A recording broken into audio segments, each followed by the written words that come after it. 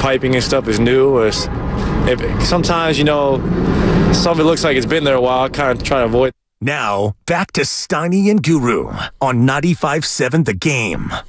That was Klay Thompson in New York, who was stopped by a random reporter on the street. I missed this. About if he worries about walking under the scaffolding in New York City. Would you like to hear the full cut? I would have been. Wow. Yeah. Klay, you kind of had a viral video this morning where you're just randomly talking on the street with a news report. Just how did that happen? I was walking, and she asked me if I wanted to do an interview. I said, sure. And interesting topic. Unfortunately, people got hurt. And it's cool to give my opinion and, be an active citizen in the community. Did she have any idea who you were? No, it was great. It was nice. Did she just ask you your profession and you said NBA player? No, the cameraman recognized me, but she asked my profession, just what I thought about the situation. So I answered it truthfully. That's great. One of a kind. Had you heard that before? I had. Yeah, I had heard that. That was a while ago, but interesting. Yeah. We're talking about Klay Thompson, no longer a Warrior. Man. And there's something you want to do, but I want to say first, like here's where I don't know how fans are with the Warriors, but here's where I'm Log not on to Twitter. I'm not operating under the premise that this team can realistically get back into contention in 1 year, let alone win a title. Well, maybe that's my problem. I'm viewing this team as it is. We're coming to the end of a dynasty. This core has been together 12 years.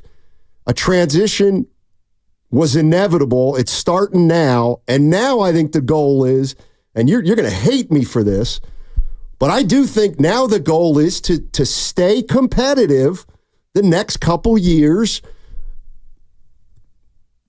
and try to rebuild something here at the tail end of Steph Curry's career. Real quick about that, does stay competitive consist of making the playoffs? Sure. Or like last year, no playoffs? Well, I mean, because it's already technically started. Right. I mean, look, if they win 46 games next year and are the 7th seed or 6th seed, that's great. That'd be great. 888. Oh, go ahead. You want to do? Oh no, I was. The stuff I care about. I was like, man, when are we going to hear from Steph or Dre? This is from Steph Curry's Instagram. Gonna miss you at Klay Thompson. Even though we won't finish the journey together, what we did will never be done again. Could have imagined a better run with you and Draymond Green. Change the whole Bay Area. Change the way the game is played. Killer Klay at the center of it all. Thank you for everything, bro. Go enjoy playing basketball and doing what you do. From the chef. I know that moved you. I made you laugh. Moved me to go to Khaled in Clayton. Our guy. What's up, Khaled? How you doing, man? He wants to. Khaled, it says maybe he wants to calm you down a little bit. Talk to me. What's up, Khaled? Good hearing from you. It's good hearing from you guys too, man. It's been a little while since I've called in, but today sounded like a day that Guru needed to hear a little bit of a calming voice, and a little bit of a voice of reason. Oh no! Look, we're all heartbroken, about the Splash Brothers, separating, but Father Time is undefeated, man. Ooh. And it's one of those things where Steph ain't Steph. Well, at least Steph ain't the Steph that he used to be. Dre's not the Dre that he used to be. And Klay, unfortunately with the 2 injuries, is a little bit more advanced in regards to he's not who he used to be. And you can't, one of the things that I'll say is I'm not a big Shannon Sharp fan. But Shannon Sharp said something yesterday that really resonated with me. And he says, you can't pay someone based on what they did for you. You have to pay them based on what they're going to do for you. And paying Klay based on all of our fond memories of him, the 37-point, quarter, the 14 threes, for the record in the NBA, that's all fine and wonderful. And like Shannon Sharp said, he was paid handsomely for doing that. But at one point or another, the organization has to make a decision in regards to the direction that they're going to go. Right. And everyone says that we traded Klay for 2 second-rounders. That's true, but we also got a $15.4 million trade exception that allows us to be able to get a good mid-level player that's willing to take a 1-year contract, which someone like DeMar DeRozan or someone that's looking for a pretty sizable mid-level exception can consider, that can make your roster better. And they picked up DeAnthony Melton, good player, but everyone right now is romanticizing about what was, and we now have to be at the point where we're looking at what's going to be. And giving away the farm for a PG-13, and getting rid of all of our current assets is not the way to look forward. That's looking back, because the reality is we're not going to win another championship absent some massive trade that none of us kind of see on our radar, because, we have to be happy with what we got. And we got a lot during that run. We have a lot of memories that go with that, but it's time to move on. Wow. And, there's going to come a day where it's going to be Steph that's retiring.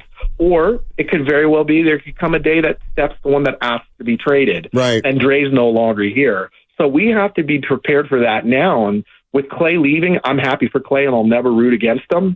But at the same time, when I look at the Warriors, I'm a fan, before the big three, we're here together, the core three, and I'll be a fan afterwards. And to be honest with you, I want to see sustained success, down the road. Making the playoffs is great, but you got to build towards being a contender. And at one point or another, it's going to be a rebuild. And the rebuild is, possibly here. Hey, Colette, a lot of great stuff. I just got to say this because you hit me in the cardiac muscle. A lot of great stuff, but about getting paid for what you've done or what you're going to do, and I'm not hating on Draymond, that 400, Colette, please tell me, where does that fall under? Because to me, we're paying you for what you did.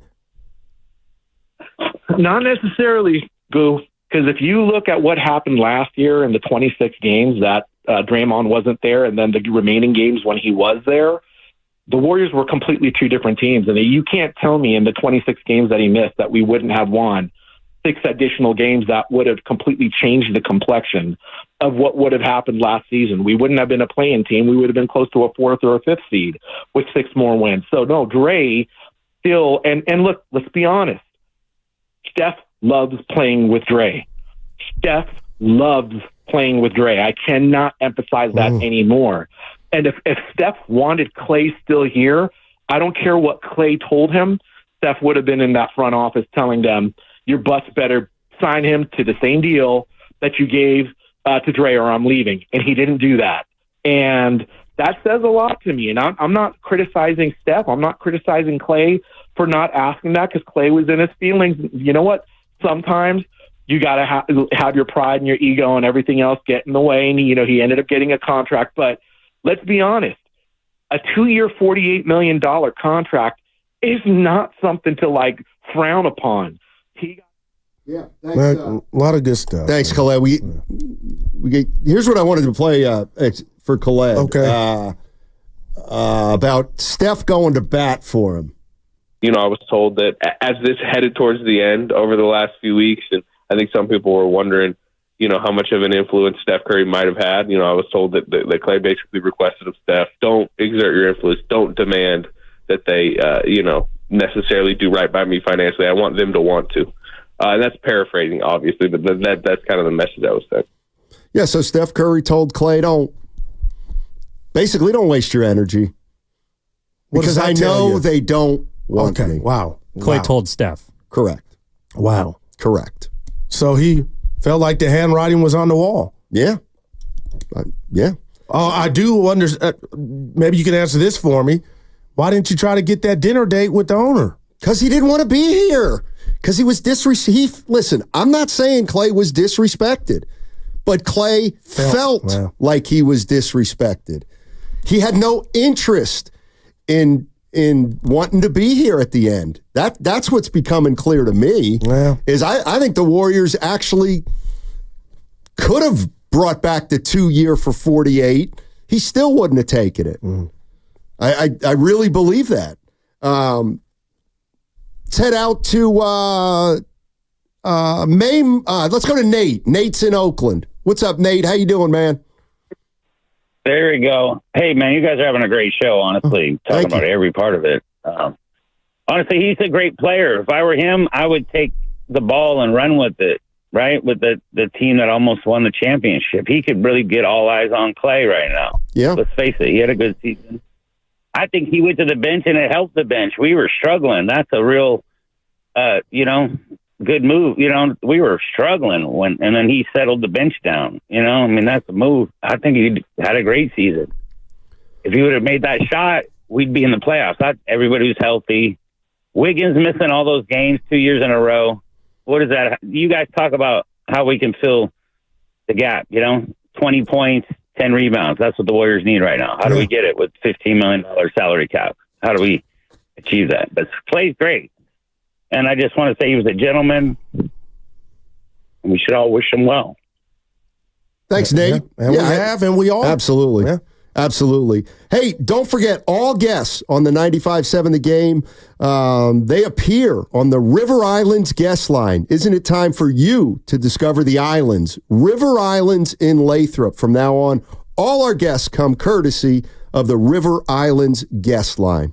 Yeah, Khaled mentioned that mid-level exception the Warriors got, Steiny, but every day that goes by, another good player or players are off the board. So I don't know if they're going to use that, but you would think they would.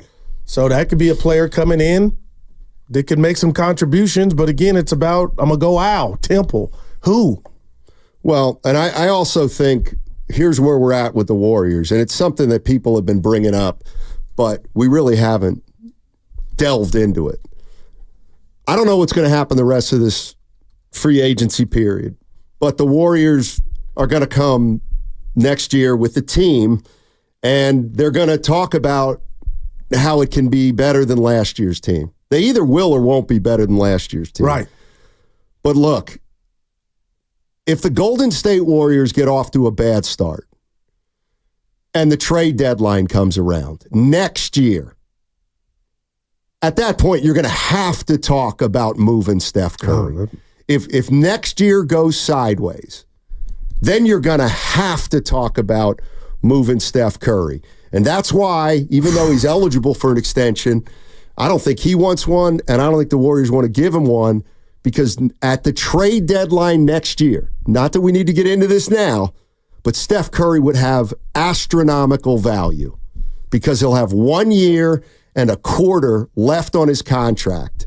And there will likely be a team out there that thinks if they get Steph Curry, it'll push him over the top in the next year or two. Wow, so man. I mean, I think that's obvious. And here's the reason I think it's obvious is because Joe Lacob just told you.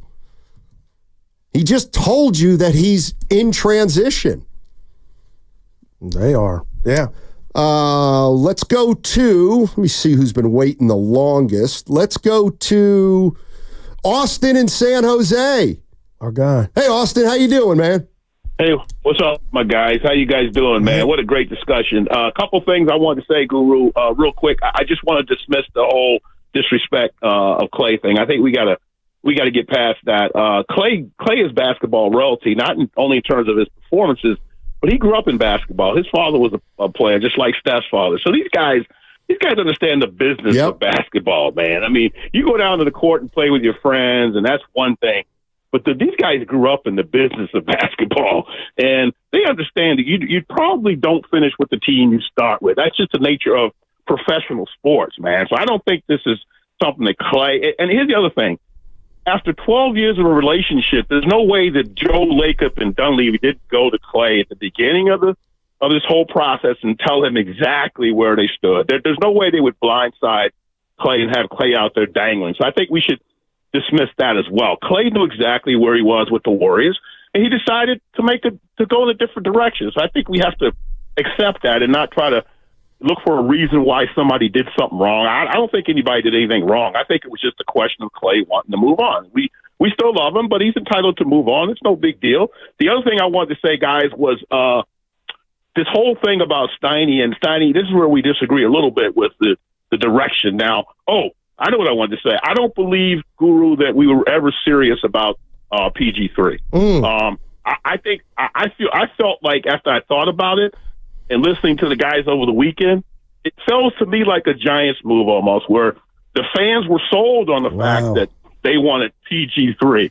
I'm now wondering whether that was ever the case, because look at what happened since. They went from all in supposedly on PG3 to what they've done since. I have a hard time believing that they didn't know.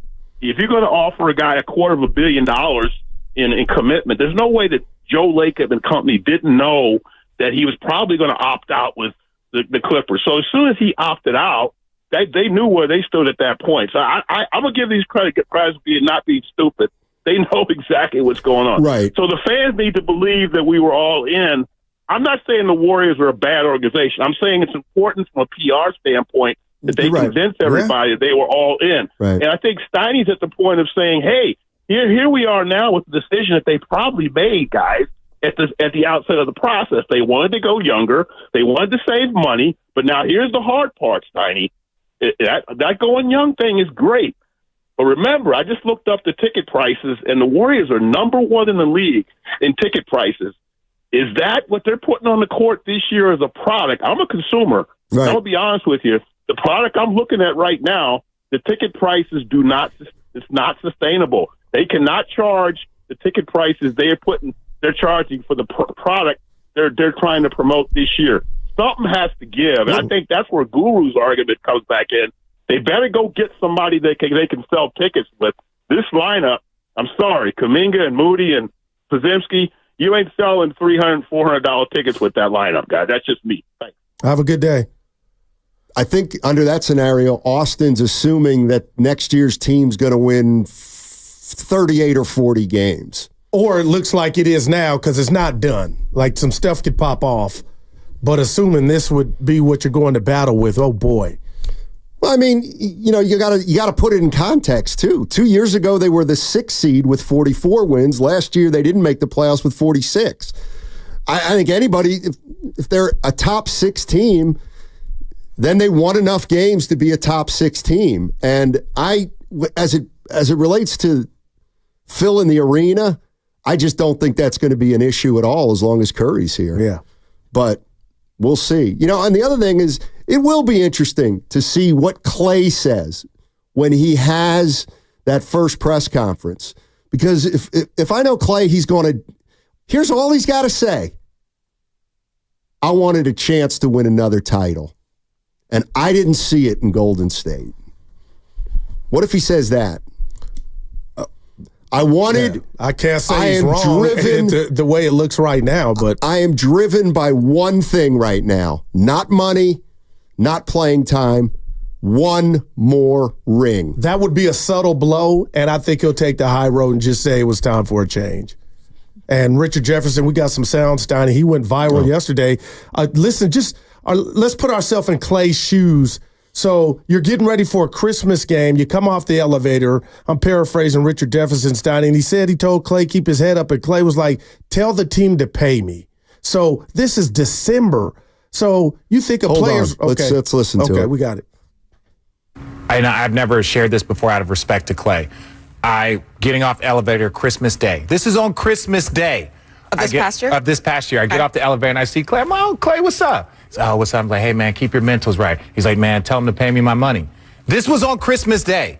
So on Christmas Day, a guy that had won 4 championships, and I don't give a damn what anybody says, how much money they gave him over the years, because he turned their franchise around. That franchise is worth billions of dollars, not just because of Steph, it's also because of Klay. They changed the game. It wasn't just Steph changing the game. It was Steph and Klay in that backcourt. Absolutely. So I say that he has a right to be mad.